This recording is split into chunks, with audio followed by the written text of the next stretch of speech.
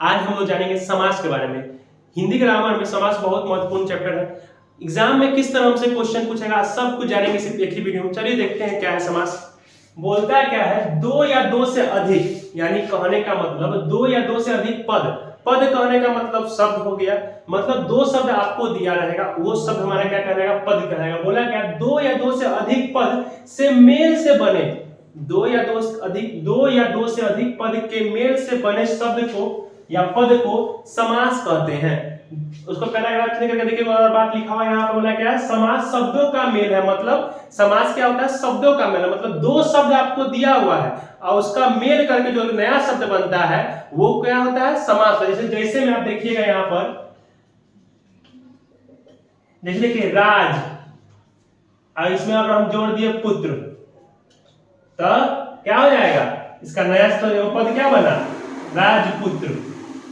यही जो हमारा बना, ये क्या है, हमारा समास है। देखिए यहाँ पहला पद क्या है, राज है, दूसरा क्या है, पुत्र है। दोनों को जोड़ के बना तो क्या हुआ, राजपुत्र बना। तो इसका क्या, यही क्या हमारा कहलाए, यही समास कहलाए। ये पहला पद, ये दूसरा पद, और दोनों को जो पद जोड़ के एक नया पद बन रहा है, वही पद क्या कहलाएगा, हमारा समास कहलाएगा। क्लियर हो गया। अब देखिए समास के कितने भेद है उसको जानते हैं। एग्जाम में से क्वेश्चन बहुत बार पूछता है, समास के कितने भेद। तो समास के 6 भेद होते हैं। पहला का नाम क्या है, तत्पुरुष समास। दूसरा आपका हो गया कर्मधारय समास।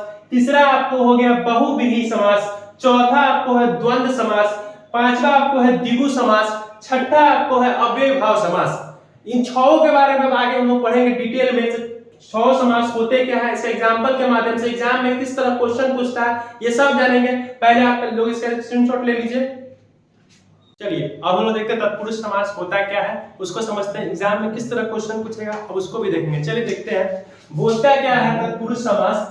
जिस समास को अलग करने पर, यानी जिस समास को विग्रह करने पर यानी तोड़ने पर क्या है, कारक चिन्ह आए। कारक चिन्ह होता क्या है, वही कर्ता ने कर्म को जो हम लोग पढ़ते थे वही कारक चिन्ह आए, तो वो समास कौन सा समास कहलाएगा, तत्पुरुष समास कहलाएगा। जैसे में एग्जांपल आप देखते समझिए, रंगमंच। रंगमंच कहने का मतलब क्या हुआ, अब रंगमंच को अलग कीजिए यानी तोड़िए, यानी रंग का मंच को रंगमंच कहते हैं। रंग का मंच, यहाँ का आया, का हमारा होता है कारक, कर्ता ने कर्म को कारण से, ये सब जो का हुआ था जो भी आता है ये सब क्या है, इसमें कारक चिन्ह में आता है ये का।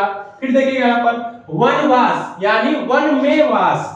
वनवास कहने का मतलब क्या होता है, वन में वास। में भी हमारा क्या है, कारक चिन्ह है। फिर देखिएगा रस भरा, यानी रस से भरा हुआ, यानी रस भरा कहने का मतलब क्या हुआ, रस से भरा हुआ है। इसीलिए यहाँ पर देखिए दोनों को तोड़ने पर यहाँ बीच में क्या से आ रहा है, से भी हमारा क्या है, कारक चिन्ह का है। देखिएगा रसोई का घर, यानी रसोई घर के लिए हम लोग क्या कहते हैं, रसोई के लिए घर। रसोई घर कहने का मतलब क्या है, रसोई मतलब खाना बनाने के लिए घर बनता है। रसोई घर का मतलब क्या, खाना बनाने वाला घर। देखिए यहाँ पे बोला क्या, रसोई घर मतलब रसोई के लिए, यानी खाना बनाने के लिए ही घर बना है, इसलिए क्या कहते हैं इसको, रसोई के लिए घर। फिर देखिए नेत्रहीन, यानी नेत्र से हीन। नेत्रहीन किसको कहते हैं, जो नेत्र से हीन होता है, जो अनदेखा, जो क्या होता है, अंधा होता है, उसको क्या होता है, नेत्रहीन मतलब नेत्र से हीन। से भी हमारा क्या है, कारक चिन्ह है। फिर देखिएगा श्रमदान, यानी श्रम का दान, यानी श्रम का दान करना है। देखिएगा श्रम दान में श्रम का दान, का भी हमारा क्या है, का भी हमारा क्या है, कारक चिन्ह है। फिर देखिएगा पुरुषोत्तम। पुरुषोत्तम किसको कहा है, जो पुरुषों में उत्तम होता है। पुरुषोत्तम कहने किसको कहा जाता है, जो पुरुषों में उत्तम होता है। देखिएगा यहाँ पर में भी हमारा क्या है, कारक चिन्ह है। ये सब में देखिए एक बात कॉमन कीजिएगा, सब में देखिए कारक चिन्ह, का, में, से, के, से, का, में, ये सब क्या है हमारा कारक चिन्ह है। यानी जिस समास को अलग करने पर, विग्रह करने पर बीच में कारक चिन्ह आ जाए तो वो समास कौन समास होगा, तत्पुरुष समास होगा। इसका एक स्क्रीनशॉट ले लीजिएगा, उसके बाद हम लोग जानेंगे अगले समास को।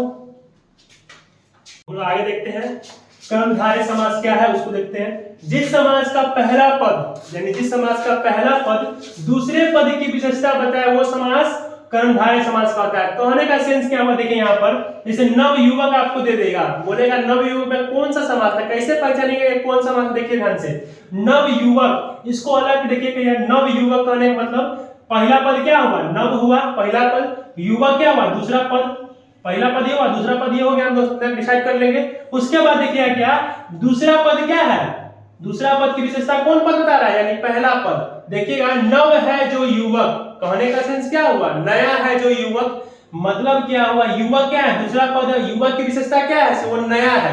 यानी दूसरे पद की विशेषता कौन होगा? पहला पद। क्लियर है? जैसे दूसरा एग्जांपल लिखा है नीलकमल।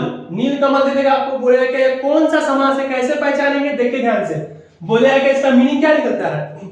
नीला है जो कमल, यानी देखिए कमल क्या है? दूसरा पद है। दूसरे पद की विशेषता क्या है? पहला पद होता है। अब दूसरा पद कमल है, कमल कैसा है? तो नीला है, यानी पहला पद क्या है? इसकी विशेषता बता रहा है। तो यही क्या कहलाएगा हमारा? कर्मधारय समास। यानी जिस समास का दूसरा पद पहला पद दूसरे पद की विशेषता हो। देखो क्या हुआ? जिस समास का पहला पद यानी पहला पद दूसरे पद की विशेषता बताए तो वो समास कौन समास? कर्मधारय समास होता है। नेक्स्ट देखिए आप लोग, बहुव्रीहि समास क्या है? जिस समास का अर्थ बोला गया सामान्य न होकर, यानी सामान्य अर्थ न होकर विशेष हो जाए, वो समास क्या है? बहुव्रीहि समास करते हैं। इसको और ट्रिक से माध्यम समझ सकते हैं। इसमें ज्यादातर देवी देवताओं के नाम आते हैं। मतलब देखिए जैसे देवी देवताओं के पर्यायवाची नाम सब आते हैं। देखिए इसे यहाँ देखिए आप बहुव्रीहि समास करते हैं। नीलकंठ मतलब नीला है इसका कंठ, इसका सेंस ये होगा। लेकिन नीलकंठ हम किसके लिए उपयोग करते हैं? भगवान शिव के लिए। विशेष अर्थ निकल रहा है इस वर्ड का, इस शब्द का विशेष अर्थ निकल रहा है। नीलकंठ कहने का मतलब हम किसको देखते हैं? भगवान शिव को देखते हैं, शिव को समझते हैं, वो हुआ। फिर देखिए दशानन। दशानन कहने का मतलब क्या हुआ? हम भगवान किसको देखते हैं? रावण को देखते हैं। दशानन रावण, जिसके 10 सिर थे उसको किसको? रावण को कहते हैं। यानी देखिए फिर दूसरा गजानन। गजानन हम लोग किसको कहते हैं? गणेश जी को कहते हैं। तो यानी जिस समास का और सामान्य न होकर विशेष हो जाता है वो बहुव्रीहि समास कहलाता है। या इसको ट्रिक समास जिसमें देवी देवताओं के नाम आएंगे, पर्यायवाची नाम आएंगे, वो समास कौन समास हो जाएगा? बहुव्रीहि समास हो जाएगा। क्लियर है? इसका स्क्रीनशॉट ले लीजिए, इस पर हम लोग आगे बढ़ेंगे। चलिए अब हम लोग देखते हैं क्या द्वंद्व समास और द्विगु समास होता है क्या है, एग्जाम में किस तरह से क्वेश्चन पूछता है, इसको भी देखते हैं। चलिए देखते हैं। बोलता है द्वंद्व समास जिस समास में योजक चिन्ह लगा हो। योजक चिन्ह यानी देखिएगा जब कोई दो संख्याओं के बीच में ऐसा वाला साइन लगा रहेगा, यानी डैश दिया रहेगा दो पद के बीच में, उसी को क्या कहते हैं हम लोग? योजक चिन्ह कहते हैं। बोलता है जिस समास में योजक चिन्ह लगा हो और विग्रह करने पर यानी तोड़ने पर और आए, यानी और आ जाना चाहिए। या फिर जिस समास का पहला पद समान हो, या फिर जिस समास का पहला पद और दूसरा पद दोनों क्या हो? समान हो, और उसको अलग करने पर विलोम हो। या तो समान होना चाहिए तो विलोम होना चाहिए। जैसे देखिए यहाँ पर भाई भाई, पहले देखिए यहाँ पहचानने का नियम, बीच में योजक चिन्ह लगा हुआ है तो पहचान जाइए कौन समास? तो द्वंद्व समास। दूसरा पहचानने का नियम, पहला पद और दूसरा पद दोनों समान होना चाहिए कि दोनों समान है, और नहीं तो दोनों का क्या? विलोम होना चाहिए एक दूसरे का, यानी दूसरे का उल्टा, यानी भाई बहन एक दूसरे का उल्टा होना चाहिए, बीच में योजक चिन्ह आना चाहिए। अगर इसको हम तोड़ते हैं, इसको अलग करते हैं, इससे क्या मिलता है? भाई और भाई, तभी ना भाई भाई कहते हैं इसको। जो भाई और भाई को ही ना भाई भाई कहते हैं। देखिए आप भाई और बहन, देखिएगा यहाँ पर वही बात हुआ कि नहीं? यहाँ बोला क्या? जिस समास में योजक चिन्ह लगा हो और विग्रह करने पर और आए, या जिस समास का पहला पद हो पहला पद समान हो, पहला और दूसरा पद पहला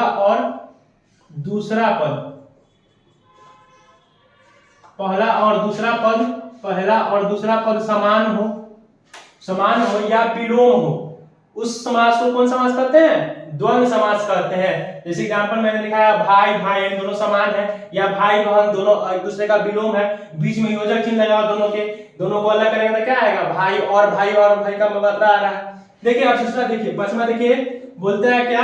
द्विगु समास। द्विगु समास क्या कहता है? जिस समास का पहला पद संख्या का बोध कराए, यानी किसका? संख्या का बोध कराए, वो समास कौन समास?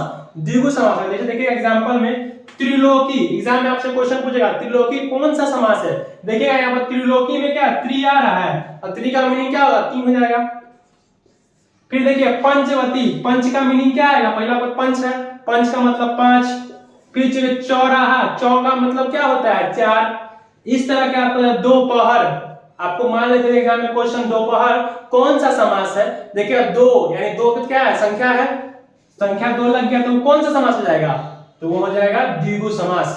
इसका एक स्क्रीनशॉट ले लीजिए, उस पर हम लोग आगे पढ़ेंगे। चलिए अब हम देखते हैं लास्ट के दौर में जाते हैं। देखिए बोलता है कि अव्ययभाव समास के बारे में, जिस समास के प्रारंभ में उपसर्ग दिया हो यानी उपसर्ग लगा हो तो वो समास कौन समास कहलाएगा, तो अव्ययभाव समास कहलाएगा। जैसे देखिए यहाँ पर भर पेट यानी पेट के आगे भर लग गया, ये कौन हमारा क्या है, उपसर्ग है।